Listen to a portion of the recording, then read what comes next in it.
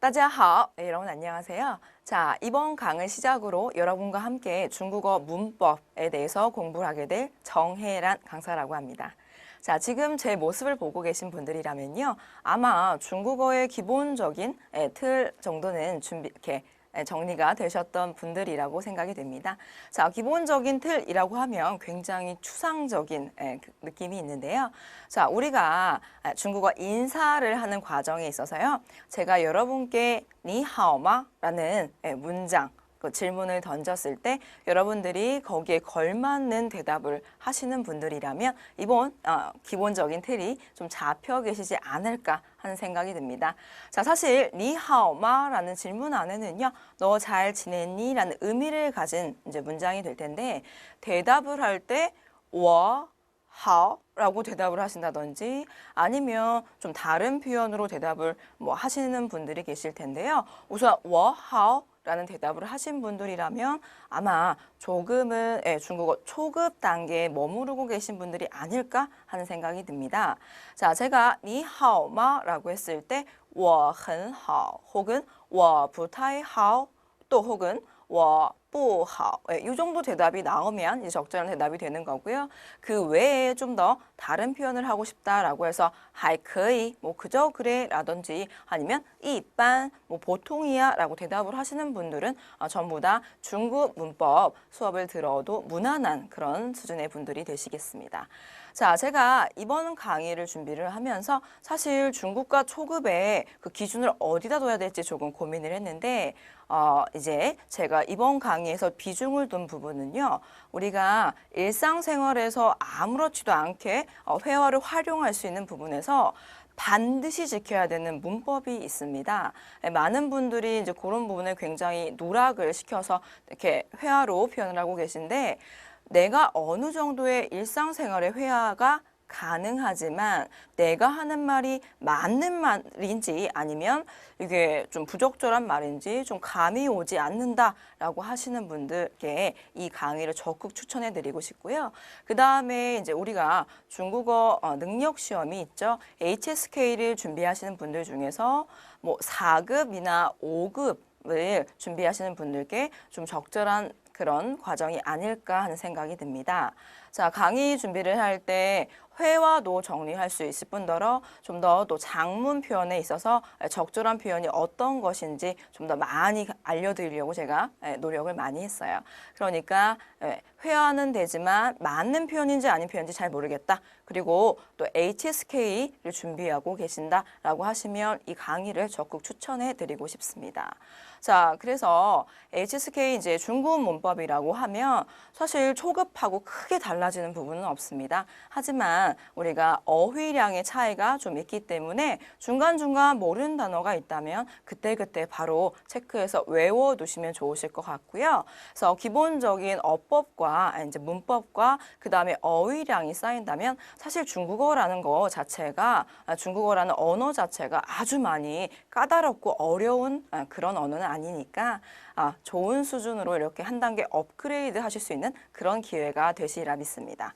자, 그리고 이번 강의를 통해서 좀 더 이제 공부도 하면서 욕심을 내고 싶은 그런 분들이 계시다면요. 수업이 끝나고 바로 시간이 안 되시더라도 그날 저녁이라든지 아니면 잠깐 짬을 내서 그날 배웠던 문법들 있죠. 그때 그 주제에 맞게 활용했던 문법들에 대해서 거기에 걸맞는 표현을 한번 적으면서 본인의 하루 일과를 정리해 보시면 어떨까 하는 생각이 듭니다. 자, 하루 일과를 정리한다는 건 간단하게 일기를 쓰라라는 얘기가 되겠죠. 그래서 여러분들 일기를 중국어로 좀 더 적어 보면서요. 그날 배웠던 문법에 대해서 정리도 해보고 그 다음에 어휘 표현도 좀 정리를 해두시면 그러면 더 이렇게 실속 있고 활용 정도가 높은 그런 강의 공부가 되실 것 같습니다. 자, 그러면 이제 본격적으로 저랑 중국어 문법 정리 한번 시작해 보겠습니다. 자, 이번 첫 강에서는요, 우리가 형용사에 대해서 공부를 해보도록 할 거예요. 그리고 어느 정도 형용사에 대한 정리가 끝난다면 그 다음엔 동사에 대해서 공부를 해볼 건데요. 자, 모든 강의가 시작하기 전에 제가 여러분께 중국어의 문장 구조를 간단하게 설명을 드리도록 하겠습니다. 자, 중국어는요, 문장 구조가 크게 네 가지로 나뉘게 되어 있습니다. 자, 이거를 뭐 미리 알고 계시는 분들도 계시겠지만 모르셨다면 이번 기회에 확실하게 정리를 해두셔야지 우리가 작문을 할 때도 회화를 할 때도 절대 틀릴 일이 없어요. 자, 우선 중국어 문장 구조 네 가지입니다. 첫 번째는 어떤 구조냐면요. 주어가 하나 있을 거고 그 다음에 형용사가 덩달아 따라 나올 겁니다. 자, 사실 중국어라는 게 주어, 동사, 목적어로 이렇게 약간 그 처음 시작이 주어, 동사, 목적어라서 영어랑 문법이 비슷하다고 생각하시는 분들이 굉장히 많으시지만 사실 알고 보면요. 오히려 한국어랑 좀 문법 구조가 더 비슷한 것이 바로 중국어입니다. 네, 그래서 우리가 이 문장 구조를 좀 정리를 할 때 아, 얘가 영어랑 다르구나 라는 걸 조금 깨우쳐 주셨으면 좋겠어요. 자, 그래서 첫 번째 문장 구조가 주어 하나, 형용사가 하나 있는 문장입니다. 그래서 우리가 마치 한국어를 하듯이요. 나는 예쁘다. 네, 어때요? 나는이라고 해서 나라는 단어가 필요하고요. 예쁘다라는 단어, 형용사가 필요하면 되는 거예요. 그래서 이제 문장을 좀 적어보면요. 나는, 네. 자, 예쁘다라고 하면 漂亮이라고 하면 되죠. 그래서 我漂亮 이렇게 이제 적어 주실 건데요. 중요한 거는 네, 여러분들이 이 문장을 보고 이 문장이 틀렸다는 걸 눈치를 채셔야 돼요. 그렇죠? 우리는 중국 문법이잖아요. 그래서 我漂亮 하고 문장을 끝낼 수가 있을까요, 여러분? 네, 자, 이 상태에서 문장 끝낼 수 없고요. 제가 지금 동그라미를 채웠어요. 그 말 뜻은 쉼표를 찍으려고 하는 거죠. 자, 중국어 형용사 문장에서 나는 예쁘다라는 문장을 만들 때 단순히 주어 하나 그리고 형용사 하나만 있다면 문장을 마칠 수가 없습니다. 자, 어떻게 해야 되냐면요. 만약에 我漂亮이라고 했다면 뒤에 반드시 니不漂亮하고 문장이 끝나야 돼요. 자, 그 말 뜻은 뭐예요? 난 예쁘지만 넌 예쁘지 않아. 라고 해서 비교문을 만들고 싶다라는 뜻이 되는 겁니다. 자, 그래서 단순히 다른 사람하고 비교를 하고 싶은 것이 아니라 나 예쁘잖아. 약간 공주병 걸린 환자도 아니고 그렇죠? 난 예뻐 라고 해서 문장을 딱 깔끔하게 마치고 싶다면 그때는 반드시 적어줘야 되는 무언가가 있었습니다. 그것이 바로 우리가 很이라는 부사였죠. 그래서 我很漂亮 하면 이때는 난 예뻐 하고 문장을 딱 끝내는 그런 구조가 되는 겁니다. 자, 우리가 형용사 문장에서는요. 주어 하나, 형용사 하나가 필요한 건 맞지만 사실상 여기 반드시 부사라는 것이 끼어 들어가야지만 문장을 마칠 수 있는 것이 되는 겁니다. 그래서 제가 강의를 시작할 때 여러분께 질문을 드렸어요. 你好吗? 너 잘 지내니? 라는 문장에서요. 我好 라고만 하면 틀린 문장이 되는 거죠. 반드시 我很好. 네, 很이라는 부사가 들어가야만 된다는 말입니다. 그래서 很 말고도요. 많은 부사들이 들어갈 수 있는데 我非常好. 그렇죠? 非常 아주 매우라는 의미를 가진 그런 부사가 되겠죠. 자, 그래서 반드시 형용사와 주어와 형용사 사이에는 부사가 들어가야지만 맞는 표현입니다. 네, 그거를 꼭 기억해 주셔야 돼요. 자, 다음에 이제 두 번째 문장 구조는요. 네. 자, 주어가 하나 있을 거고 동사가 하나 있으면 됩니다. 네, 굉장히 간단한 구조죠. 자, 예를 들어서 我 나는 본다라고 해요. 我看 자, 어때요? 나는 본다. 문장 끝낼 수 있죠. 자, 我看 하고 마침표 찍을 수 있습니다. 자, 굉장히 쉬운 문장 구조인데 우리가 동사라는 것은 늘 목적어를 취할 수가 있습니다. 그렇죠? 자, 그래서 여기 뒤에다가 목적어를 하나 적어 주셔도 돼요. 자, 보긴 보는데 뭘 볼 거니? 하면 뭐 TV 본다든지 영화 본다든지 아니면 나는 너를 본다든지 굉장히 다양한 목적어들이 올 수가 있습니다. 자, 우리는 간단하게 책이라고 할게요. 그래서 我看书 하면 난 책 봐 하고 문장을 딱 끝낼 수가 있는 겁니다. 그래서 이제 두 번째 문장 구조가 주어와 동사가 있는 문장이 되는 겁니다. 자, 다음에 세 번째 문장 구조는요. 자, 이때도 역시나 주어는 필요하고 뒤에 명사가 딱 오면 돼요. 자, 그래서 명사가 오면 되는데 가만히 생각해 보면 조금 이상합니다. 왜냐하면요. 주어라는 것은 사람이거나 장소이거나 네, 혹은 어떤 사물이거나 이래요. 결국에 주어로 올 수 있는 건 대명사 아니면 명사입니다. 네, 명사가 오는 거죠. 그래서 가만히 생각해 보니까 앞에도 명사, 네, 다음에 뒤에도 명사가 하나 딱 와요. 그러면 이 문장은 도대체 명사가 몇 개야? 그쵸? 명사가 딱 2개 오고 문장이 끝나는 형태예요. 예를 들어서 今天星期几 네, 자, 여러분이 이 강의를 보시는 그날은 바로 무슨 요일인가요? 자, 저는 오늘이 수요일이라고 할게요. 그러면 今天 오늘은 네, 수요일은星期三이라고 합니다. 어때요? 星期三 이렇게 적으면 되죠. 그래서 오늘은 수요일.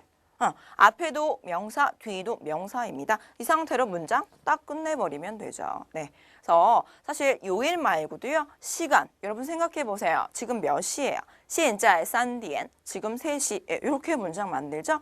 다음에 날짜도 가능해요. 오늘이 예를 들어서 5월 1일이라고 합시다. 그러면 今天 5月 1일.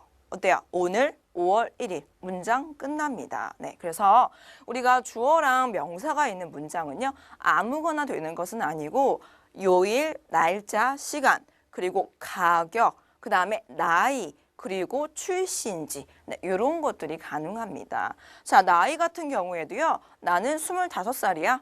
我 25岁. 어때요? 문장 딱 끝날 수 있고요.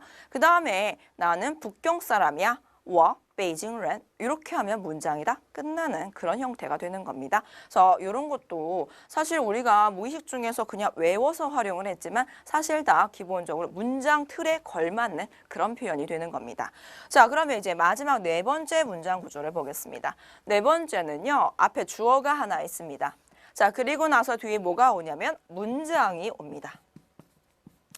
자, 그런데 문장이라는 게 도대체 뭐지 싶죠? 여러분, 문장이라는 게 뭐예요? 중국어 문장이 되는 원리에 대해서 지금 배우고 있고 앞에 3가지가 지금 중국어가 문장 성립이 가능한 그런 경우가 되겠죠. 자, 그래서 결론적으로 볼 때요. 이 문장에서 주어가 하나 있고요. 그 다음에 문장으로 올 수 있는 게 첫 번째 원리, 주어가 하나 있고 형용사가 있는 것이 문장으로 올 수 있을 거고요. 다음에 두 번째는 뭐예요? 자, 주어가 하나 있고 동사가 있으면 문장이겠죠? 얘도 올 수 있고요. 다음에 세 번째는 뭐예요? 주어가 하나 있고 명사가 하나 있으면 얘도 문장이니까 얘도 올 수가 있는 거예요. 자, 그러면 가만히 생각해 봅시다. 이 문장에선 지금 주어가 몇 개예요?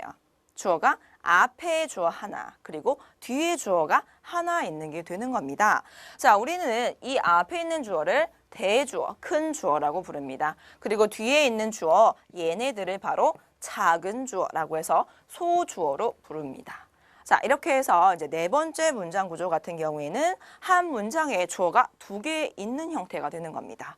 자, 그런 게 있었어 싶죠, 여러분? 하지만 여러분이 알고 계신 문장 중에 이런 문장 구조가 굉장히 많아요. 자, 우리가 문장 예문을 좀 적어볼까요? 네, 위에다 좀 적어볼게요. 제가 여러분께 이런 질문을 드리겠습니다. 你身体好吗? 네, 여러분 대답 뭐라고 하실 거예요? 네, 적어보면 我身体 그리고 나서 好라고 하겠죠. 그런데 아까 약속했잖아요. 형용사 앞에 뭐 붙이기로 약속했어요? 자, 여기 그대로 오면 형용사 앞에는 부사를 붙이기로 약속했습니다. 그래서 그냥 하오가 아니라 반드시 很好로 해주셔야죠. 그래야지만 문장이 끝낼 수 있는 거죠. 자, 我身体很好. 나는 몸이 아주 좋아. 나는 몸이 좋다라는 표현에서요. 문장 구조 좀 나눠볼게요. 우선 저는 여기서 끊어보겠습니다. 자, 我라는 건 나라는 표현이죠. 자, 얘는 주어로 들어갔고요. 뒤에 있는 것도 사실 알고 보니까 문장이었어요. 몸이 좋다, 몸이 좋다. 얘가 주어, 그 다음 뒤에 형용사가 있는 문장이죠. 그래서 문장 여기서 끝낼 수 있고요. 주어 플러스 문장 구조가 붙어 있는 거예요. 자, 그러면 이 문장에서 주어가 지금 몇 개죠? 바로 2개가 되겠습니다. 我, 사람이라는 큰 주어가 하나 있죠. 얘를 대주어라고 부르고요. 다음에 身体 하면 몸이라는 뜻의 작은 주어가 있었죠. 소주어가 되겠네요. 그래서 我身体很好 요 우리가 그냥 모르고 일상생활에서 막 썼지만 알고 보니까 중국어 문장 구조에 걸맞는 문법을 가지고 있는 표현이 되겠습니다. 자, 이거 말고도요. 我个子很高 나는 키가 크다. 혹은 我身材很好 나는 몸매가 아주 좋다 라고 해서 이런 문장들 혹은 또 我头发很长. 난 머리카락이 아주 길다. 어때요? 전부 다 이렇게 주어와 문장으로 이루어진 그런 형태가 됐었죠. 네, 자, 그래서 우리가 지금 중국어의 문장 구조를 4가지를 알아봤는데요. 사실 여러분이 이렇게 딱 나눠본 적은 없지만 일상생활에서 중국어 회화를 할 때 전부 다 이렇게 걸맞게 이 문법 구조에 걸맞게 문장을 만들어서 회화체로 활용을 하셨을 거예요. 자, 그래서 우리가 중국어 문장 구조가 이렇게 4가지로 나눈다는 거 지금 확인을 하셨고요. 우리는 이제 이번 강에서 형용사의 종류에 대해서 알아볼 거고 그 다음에 형용사가 어떻게 쓰여지는지에 대해서 우리가 정리를 쫙 해볼 겁니다. 그리고 형용사가 정리가 되면요. 이제 중요하게 다음으로 동사를 정리하기 시작하실 거예요. 동사는 목적어를 취할 수 있는데 우리가 보다 보면 목적어를 1개가 아니라 2개를 취할 수 있는 특이한 동사들이 있습니다. 그래서 그런 것들 어떤 게 있는지 정리를 해볼 거고요. 그 다음에 이제 3번과 4번처럼 명사가 오든지 혹은 이렇게 뒤에 또 다른 문장이 오는 구조에 대해서는 위에 것들을 정리하다 보면 자연스럽게 정리가 되는 그런 형태로 수업을 진행하도록 하겠습니다. 자, 이렇게 해서 우리가 중국어 문장 구조 4가지를 정리를 해봤고요. 자, 이러면 진짜 지금부터는 본격적으로 형용사 어떻게 활용할 건지에 대해서 알아보도록 하겠습니다. 자, 형용사는 크게 2가지로 나눌 수가 있습니다. 첫 번째는 일반 형용사고요. 두 번째는 비수로 형용사입니다. 자, 요건 뭔 말인가 싶으시죠, 여러분? 왜 我很漂亮이라는 문장에서요. 漂亮은 어때요? 다른 동사 없이도 그냥 예쁘다라는 표현을 활용할 수가 있었는데 비수로 형용사라는 건 그렇게 문장 안에서 我 뭐漂亮처럼 이렇게 문장을 끝낼 수 있는 그런 표현이 아니다라는 뜻이에요. 그래서 마치 동사처럼 그렇게 활용할 수 없다라는 뜻이 되는 거고요. 자, 어떤 단어들이 있는지 이렇게 보면 여러분 그렇겠다 싶으실 거예요. 자, 보니까 일반 형용사에는 漂亮, 可爱, 귀엽다, 사랑스럽다라는 표현이죠. 重要, 중요하다라는 표현이고 敏感 하면 뭐예요? 예민하다, 아주 민감하다 이런 표현이고요. 깐징 하면 뭐예요? 깨끗한 이런 표현이죠. 홍이라는 건 빨간색이 아니라 홍, 붉은, 붉다라는 의미를 가진 형용사입니다. 그래서 이런 것들을 다 알고 계시는 거고 다음에 비수로라는 건요. 찌번이라는 표현이 있어요. 기초로, 기본으로라는 의미를 가지고 있는데요. 예를 들어서 이 책은 아주 기본적인 책이야 라고 할 때요. 这本书, 이 책은 很基本 하고 문장 끝낼 수 없어요. 여러분들 느낌이 좀 이상하지 않으세요? 이 책이 这本书很基本 좀 이상해요. 왠지 很基本的书 기본적인 책 이렇게 나와야만 될 것 같지 않으세요? 자, 그래서 여러분 느낌이 지금 맞으세요? 그렇게 很基本 하고 문장을 끝낼 수 없는 거예요. 뭔가 뒤에 명사를 더 붙여줘야만 할 것 같은 그런 느낌이 드는 단어들이 바로 비수로 형용사입니다. 그래서 主要도요. 중점적인 이라는 의미를 가지고 있죠. 다음에 공통하면 공통이라는 뜻이에요. 공통의 언어라든지 아니면 뭔가 다른 표현이 와야 될 것 같은데 공통 예를 들어서 뭐가 있을까요? 우리가 전 세계 공통의 언어가 영어죠. 그런 표현 만들 때도 공통위엔이라고 해서 공통이라는 표현 뒤에 언어라는 명사가 좀 붙어서 활용이 되어야 될 것 같은 느낌이 들죠. 그런 것들. 그다음에 까오지라는 건 고급의라는 표현이에요. 고급의 수준 혹은 고급의 무언가 뭐 이런 게 와야 될 것만 같잖아요. 그래서 이런 것들은 이제 비수로 형용사라고 이렇게 좀 구분을 할 수가 있습니다. 자, 여러분 지금의 느낌 그대로 비수로 형용사는요. 혼자 못 쓰여요. 혼자 쓰이지 않고 뒤에 명사를 도와줄 때 쓰입니다. 그래서 그렇게 좀 이렇게 구별을 좀 해서 활용을 하시고요. 자, 이렇게 이제 형용사 2종류로 나뉘어봤으니까 기본적으로 형용사의 특징들을 하나하나 알아볼 건데요. 자, 우선 첫 번째 특징은 바로 이런 것입니다. 자, 이게 뭐냐 싶은데 제가 아까 수업을 막 시작할 때 말씀드렸던 그게 다예요. 자, 她是漂亮이라는 문장이 있습니다. 그녀는 이다 예쁜 이런 표현 들어보신 적 있으세요? 네, 우리가 중국어 처음 배울 때 너무 영어의 영향을 많이 받다 보니까 중국어도 마치 영어화 시켜서 문장을 만드시는 분들 계세요. 그래서 她是漂亮이라고 하면요. 형용사니까 왠지 비동사의 is 같은 것들 붙여줘야만 같은 느낌 때문에 얘를 많이 붙이십니다. 시를 마치 영어의 비동사 is라고 생각을 하시는 거죠. 하지만 중국어는 제가 뭐라고 했어요? 영어랑 달라요. 네, 그래서 她是漂亮은 틀린 문장이고요. 우리가 형용사가 있는 문장이라면 가운데다가 부사를 껴주기를 약속했죠. 그래서 她很漂亮 해서 很과 같은 부사를 넣어주시면 되시는 거예요. 很 말고 다른 다양한 정도 부사를 넣으실 수 있고요. 그 다음에 참고로 하나만 말씀드리면 很은 사전적인 의미로는 아주 매우라는 의미를 가지고 있지만 실제로 중국 내에서 很은요 아무런 의미 없이 쓰입니다. 어법적으로 쓰여요. 그러니까 很漂亮 했다고 해서 아주 예쁘다라는 의미를 갖는 건 아니다라는 말이에요.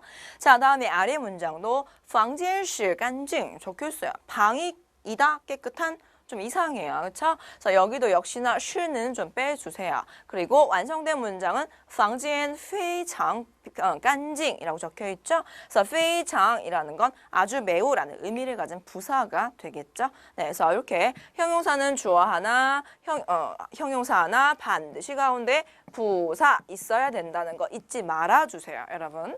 자, 그래서 이제 우리가 이 부사라는 거 도대체 어떤 게 있는지 잠깐 알아볼 건데요. 여기 보시면은 제가 정도에 맞게 조금 적어놨어요. 그래서 난이라는 표현이 있습니다. 어렵다라는 의미를 가진 형용사가 되겠죠. 그래서 뿌난 하면 어렵지 않다라는 표현이고요. 부타이난 하면 그다지 어렵지 않다라는 표현이죠. 정도가 지금 점점 좋아지는 거야. 비전난 하면 꽤 어렵다, 비교적 어렵다라는 표현이고 요디알난 하면 뭐야? 조금 어렵다 이런 표현이죠. 그다음에 흔난 하면 그냥 어렵다 이거예요. 네, 제가 흔은 아무 의미 없다고 했죠. 그래서 很难 하면 그냥 어렵다. 非常难 하면 어때요? 아주 어렵다, 매우 어렵다.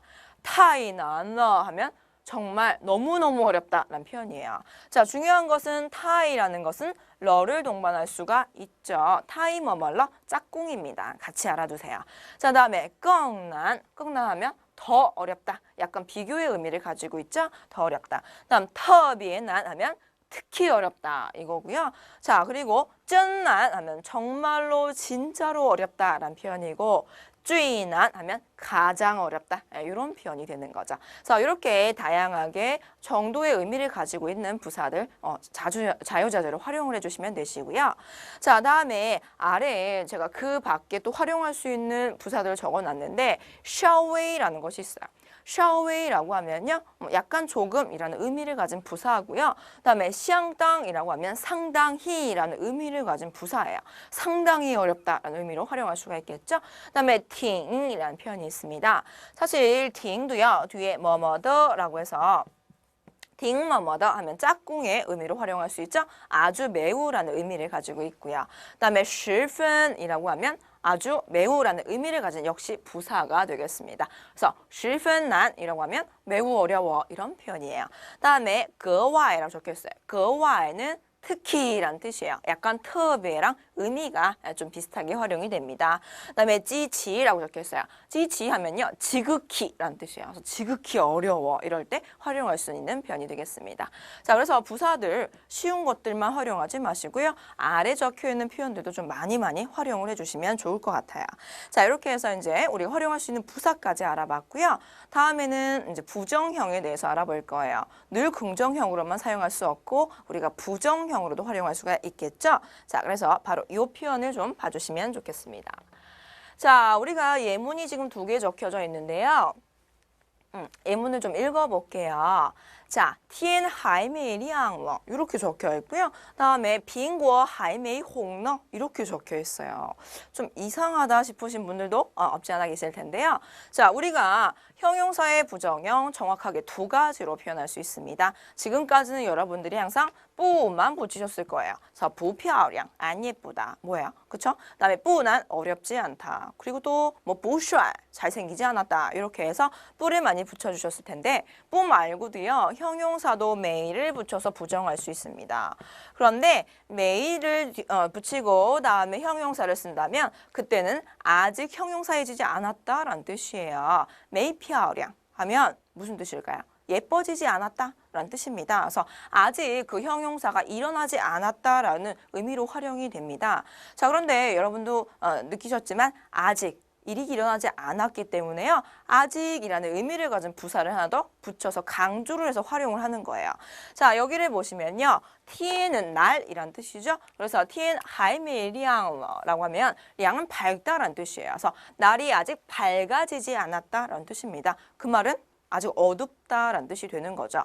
자, 그리고 아래 문장은 苹果还没红呢라고 했어요. 홍은 붉다라는 뜻이에요. 그런데 사과가 아직 붉어지지 않았다. 결국에 아직 익지 않았다. 이렇게 활용할 수가 있는 거죠. 만약에 苹果不红 이렇게 했으면 사과는 빨갛지 않아. 이렇게 사실적인 판단만 할 때 활용하는 문장이고요. 메이가 있으면 아직 그런 일이 발생하지 않았어. 곧 발생할 거야 라는 의미를 가진 그런 표현이 된다라는 말이 되겠죠. 자, 이렇게 해서 이제 형용사의 부정형도 정리를 해보셨어요. 자, 어때요, 여러분? 형용사 내가 알고 있었던 것과 좀 비슷한 것도 있겠지만 내가 미처 생각하지 못했던 부분까지도 알 수 있는 그런 기회가 되셨나요? 자, 그러면 이제 형용사의 또 다른 특징들 간단하게 빨리빨리 좀 정리를 해보도록 하겠습니다. 네, 자, 우리 형용사의 특징을 알아볼 건데 우선 이 문장을 좀 읽어볼게요, 여러분. 첫 번째 문장은요, 今天忙 이렇게 적혀 있어요. 오늘 바쁘다, 그렇죠? 다음에 아래 문장은 我的手机贵 내 핸드폰이 비싸다 이런 뜻이죠. 다음에 你汉语说得好 너 중국어 말 잘한다 이런 표현이에요. 자, 어때요? 좀 허전한 느낌 들지 않으세요? 제가 지금까지 계속 형용사 문장 설명할 때 여러분 이거 꼭 있어야 됩니다 라고 얘기했던 게 있습니다. 그게 뭐예요? 네, 바로 형용사 앞에 부사 있어야 됩니다. 그렇죠? 또 부사 있어야 됩니다. 부사 있어야 됩니다 라고 얘기를 했습니다. 그래서 우리가 나 오늘 바빠 라고 할 때 今天很忙 하셔야 되죠. 자, 그런데 자, 부사를 제가 다 빼버렸어요. 부사를 빼면 의미가 어떻게 되는지 한번 알려드릴게요. 만약에 今天忙이라는 문장에 부사가 없다면요. 오늘은 그 어느 날보다 바빠 이런 뜻이에요. 그 말뜻은 다른 날과 비교를 하고 있다라는 뜻이 되는 거죠. 다음에 내 핸드폰은 누구의 것보다 비싸. 이 말뜻은 뭐야? 단순히 내 핸드폰 얘기하는 게 아니라 너네들 거에 비해서 비싸라는 의미를 갖는 겁니다. 역시 비교하는 의미를 가지고 있죠.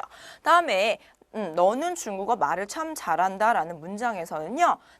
너는 그 누구보다 중국어를 잘한다라는 뜻이에요. 그 말뜻은 다른 애들에 비해서 네가 유독 잘하는구나라는 비교의 문장, 비교의 의미를 가지고 있는 겁니다. 그래서 우리가 형용사 문장에서 만약에 여러분이 부사를 빼신다면 그건 지금 여러분이 끊임없이 비교하고 있다라는 뜻이 되는 겁니다. 그래서 우리가 부사를 꼭 넣어줘야만 하는 거예요. 자, 그래서 우리가 이제 두 번째 특징으로 적을게요. 첫 번째 특징은 아까 여러분들 제가 계속 얘기했던 그것이 바로 첫 번째 아주 중요한 특징이고요. 두 번째 특징, 형용사 문장에서 부사가 없다는 것은 곧 그 문장이 비교문이다라는 뜻을 갖습니다. 여러분은 저랑 강의한 같이 보고 계시니까 적지 말고요. 해당하는 그 단락에 우리가 밑줄을 조금 적어주세요. 그럼 좀 더 수월하시겠죠. 자, 그래서 두 번째 특징 알아보셨고요. 다음에 세 번째 특징은 바로 이 문장입니다. 자, 문장을 좀 바로 읽어볼게요. 这件衣服很合适你 이렇게 적혀 있습니다. 合适라고 하는 건요. 우리가 아주 적당한, 알맞는, 적합한 이라는 의미를 가진 형용사가 되겠습니다. 그래서 这件衣服, 이 옷이 很合适 하면 잘 어울린다, 적합한다 라는 표현이죠. 자, 그런데 보니까 뒤에 니라는 표현이 있어요. 아마도 이 옷이 너한테 잘 어울린다 라는 의미를 갖는 문장이 되는 것 같습니다. 그리고 아래 문장을 보니까 这件衣服对你很合适. 네, 对你라고 하면 너한테 라는 의미를 가진 그런 표현이죠. 对라고 하면 전치사로서 누구누구한테에게 라는 의미를 가지고 있습니다. 그래서 이 옷은 너한테 참 잘 어울리는구나. 자, 여러분 어떤 문장이 맞는 문장일까요? 네, 여러분 다 눈치채셨죠? 우리가 누구누구한테라고 얘기를 하고 싶기 때문에 对你라는 표현을 사용한 아래 문장이 맞고요. 위의 문장이 틀린 문장이 되겠습니다. 자, 우리가 지금은 이렇게 구별을 해낼 수 있지만요. 일상생활에서 전치사의 활용이 그렇게 아주 높지 못하기 때문에 많은 경우에 문장을 이렇게 만드세요. 자, 그런데 우리가 가만히 생각을 해봅시다. 这件衣服가 주어로 사용이 됐고요. 很合适가 형용사로 활용이 됐습니다. 그러면 니는 도대체 어떤 분사로 활용이 된 거예요? 자, 얘는 마치 여러분이 목적어를 사용하듯이 지금 활용을 하신 거예요. 자, 그래서 지금 세 번째 특징이 나왔죠. 형용사가 있는 문장에서 주어 형용사를 쓰고 뒤에 목적어는 사용하지 않습니다. 당연하죠. 목적어를 취할 수 있는 건 동사만 취할 수 있는 거죠. 형용사는 마치 동사처럼 사용하시면 안 돼요. 그래서 우리가 지금 목적어가 있는 바로 니라는 표현이 있는 목적어로 활용된 그 문장이 틀린 표현이 되는 겁니다. 자, 이게 세 번째 특징이고요. 만약에 여러분이 지금처럼 너한테 잘 어울린다라고 하고 싶으면 반드시 어때요? 对你와 같은 전치사를 활용을 하셔야 돼요. 네, 그래서 우리가 형용사 문장에서는 목적어를 넣을 것이 아니라 전치사를 자유자재로 활용을 하셔야지만 맞는 표현이 되는 겁니다. 자, 그러면 이제 네 번째 특징을 보실 건데요. 네 번째 특징 바로 이런 표현입니다. 자, 네 번째 특징 문장을 볼게요. 年轻的大夫 어때요? 年轻的大夫이 표현에서 지금 우리가 형용사는 어떤 표현이 들어간 걸 알 수 있죠? 네, 바로 年轻이라는 표현이죠. 年轻하면 젊은이라는 표현이에요. 그렇죠? 젊다. 그래서 年轻的大夫 大夫라는 건 의사란 뜻이 되죠. 명사입니다. 그래서 더라는 것은요. 뭐뭐의, 뭐뭐한이라는 의미를 가져서 우리가 명사를 좀 도와줄 때, 그쵸? 사용하는 그런 표현이죠. 여러분들 뭐 다 아시겠지만 더는 일반적으로 뒤에 명사를 붙이죠. 그래서 我的书 나의 책 이럴 때 활용을 다 하잖아요. 자, 여기서는 젊은 의사라고 해서 앞에 형용사 뒤에 명사를 붙여주고 싶어서 더를 사용을 했습니다. 자, 다음에는요. 很脏的手라고 했어요. 짱이라는 건 더럽다, 더러운이라는 의미를 가진 형용사죠. 그래서 앞에 헌을 붙여서 아주 더러운 손이라고 했습니다.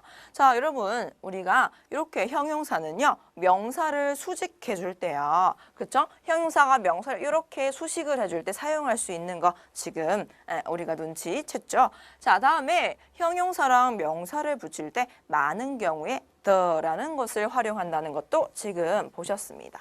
자, 그래서 우리가 이 더라는 것은 바로 다음 강에 이어서 공부를 하실 건데요. 이 더라는 것의 이름이 있어요. 바로 관형어라고 합니다. 관형어라고 하고요. 다음 강에서 물론 좀 더 자세히 알아보겠지만 앞에 형용사 그리고 뒤에 명사를 붙일 때 형용사가 명사를 이렇게 수식해 줄 때 활용할 수 있다라는 표현이 되는 겁니다. 그래서 결론적으로 형용사가 명사를 수식해 준다는 건 마치 걔가 원래 붙어있던 명사인 양 활용을 한다는 거죠. 그래서 우리가 저렇게 젊은 의사라는 표현, 그 다음에 더러운 손이라는 표현은요. 우리가 주어로도 활용할 수 있고 그 다음에 어때요? 목적어로 활용할 수가 있겠죠. 자, 예를 좀 들어볼게요. 그 병원에 젊은 의사가 하나 있다라고 하면 어떻게 돼요? 그 병원에 나자 이웬 그 다음에 있다. 요 동사 들어가고요. 그 다음에 一位年轻的大夫 젊은 의사가 라고 해서 어때요? 목적어로 활용할 수가 있겠죠.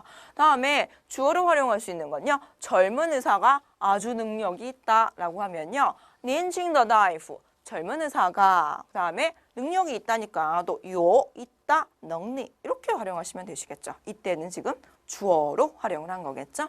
자, 그래서 단순히 형용사라고 해서 늘 항상 수로처럼 활용하는 것이 아니라 왔다 갔다, 그렇죠? 명사 앞에 붙어서 주어도 갔다가 목적어도 갔다가 이렇게 자유자재로 위치가 왔다 갔다 할 수 있는 거 확인했습니다. 자, 그래서 요게 네 번째 특징이었고요. 다음은 이제 다섯 번째 특징 보시겠습니다. 다섯 번째 특징은요, 바로 요 단어를 활용을 해볼 거예요. 자, 高兴地说 이렇게 적혀 있습니다. 그 다음에 痛快地打印 이렇게 또 적혀 있어요. 자, 여러분 형용사 얼른 찾아보세요. 형용사, 네, 高兴, 기쁘다 라는 의미를 가진 형용사 여기 있고요. 다음에 아래에서는 痛快, 통쾌하다 라는 의미를 가진 형용사 바로 저기 붙어 있죠. 자, 그런데 얘가 도대체 뭡니까? 라고 하시는 분들 계실 거예요. 자, 제가 여기다 좀 정리해 볼게요. 아까 봤던 더 있잖아요. 얘는 뒤에 명사가 올 수 있는 애예요. 자, 그리고 나서 지금 보시는 땅지자가 있습니다. 땅지자는요, 원래 땅, 바닥이라는 의미로 활용할 땐 띠라고 읽어요. 그런데 앞에 뒤에 다른 단어들이 마구마구 나와서 우리가 문장 안에서 활용을 할 때는 얘를 더라고 읽습니다. 그리고 나서 뒤에 많은 경우에 동사가 오고요. 앞에 또 많은 경우에 형용사가 와서 형용사하기 동사하다 이렇게 표현을 해요. 자, 이게 무슨 말이냐면 문장 보세요, 여러분. 高兴地说 기쁘게 말한다. 그쵸? 이렇게 형용사랑 동사를 이어줄 때, 붙여줄 때 활용을 한다라는 말이 되는 겁니다. 자, 다음에 아래도요. 통쾌하다, 다잉. 다잉은 뭐예요? 허락하다, 승낙하다라는 의미를 가지고 있는 동사죠. 통쾌라고 하면 아주 통쾌하게 허락해줬다라는 표현이 되는 거예요. 그래서 형용사랑 동사랑 붙였을 때 바로 이 땅지자 너가 그렇게 붙여주는 역할을 한다는 거 기억해 두시면 되시겠죠. 자, 사실 이 두 개 다 여러분 강의를 보시다 보면 제가 다 정리해 드려요. 근데 오늘은 우선 첫 강의니까 아, 이런 것들이 있구나 확실하게 좀 기억을 해 두시면 좋겠습니다. 자, 그래서 형용사는요. 우리가 동사랑 붙어서 어떠하게 동사한다 이렇게 할 때도 활용할 수 있다는 거 지금 확인했죠. 자, 그럼 다섯 번째는 땅지자 너를 활용을 해서 앞에는 형용사 붙이고 뒤에는 동사 붙여서 활용할 수도 있습니다. 자, 요때는요. 우리가 많은 경우에 동사 자리에 들어가겠죠. 그래서 高兴地说 기쁘게 말한다. 결국에는 말한다라는 동사를 꾸며주려니까 동사 자리에 들어가서 활용하면 되시겠죠. 자, 그래서 이렇게 다섯 번째 특징 알아봤고요. 다음에 여섯 번째 특징을 알아보실 거예요. 자, 여섯 번째 특징 바로 이렇게 활용을 하십니다. 자, 여기를 보니까요. 네.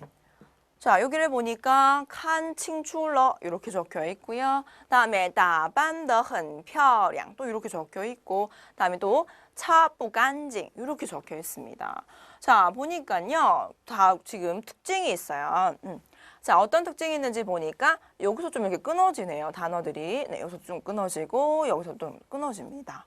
자, 여러분 앞과 뒤를 지금 나눠서 좀 확인해 주세요. 앞에는요, 칸, 보다라는 동사가 있고요.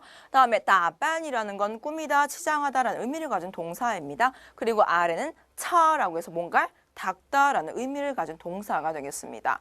그리고 나서 뒤에는 칭추, 명확한이라는 표현의 형용사가 와 있고요. 네.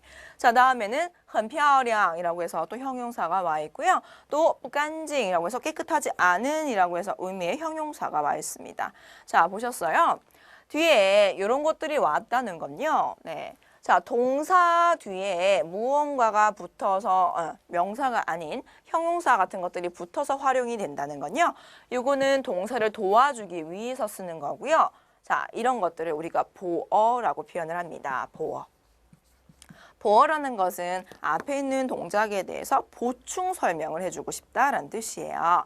그래서 문장을 좀 해석해 보니까 看清楚了, 看봤어요. 근데 어떻게 봤어요? 명확하게 봤다. 정확하게 봤다라고 해서 앞에 있는 동작이 어떤지 지금 보충해 주려고 이런 것들이 붙였습니다. 아래도요. 따빤 꾸몄어요. 오늘 제가 여러분한테 예쁘게 보이려고 아주 꾸몄어요. 그랬는데 꾸민 정도가 어때요? 很漂亮. 예쁘게 꾸몄다. 그렇죠? 꾸민 정도가 어떤지에 대해서 표현을 해주는 거고요. 그다음에 차부간지. 차 닦았어요. 근데 이번에 어때요? 깨끗하게 닦지 못했죠? 그래서 차 닦았는데 깨끗하게 닦지 못했다라고 해서 우리가 어떤 그 동작에 대해서 정도 설명을 해줄 때 이렇게 표현을 합니다. 자, 그리고 두 번째 문장을 보시면 아마 얘가 조금 눈에 거슬리실 거예요.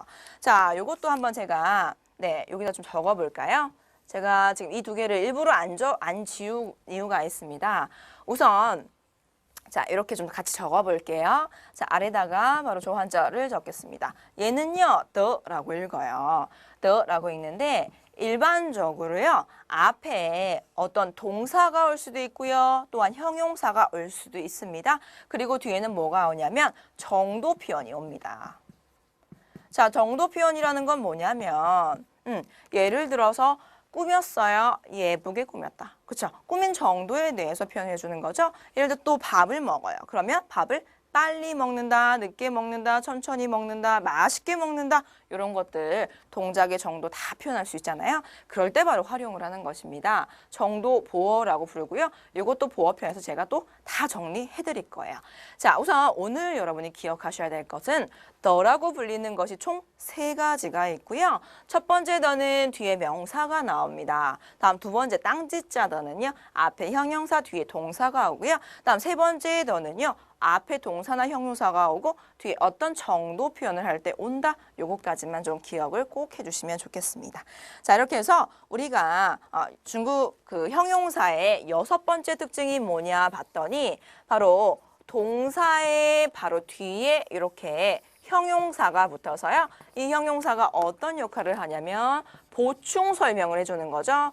동작을 보충 설명을 해주는 바로 보어의 역할을 한다는 거 확인을 했어요. 네, 그래서 이렇게도 쓰이는구나 확인해 주시고요. 자, 다음 마지막 특징을 보시도록 하겠습니다.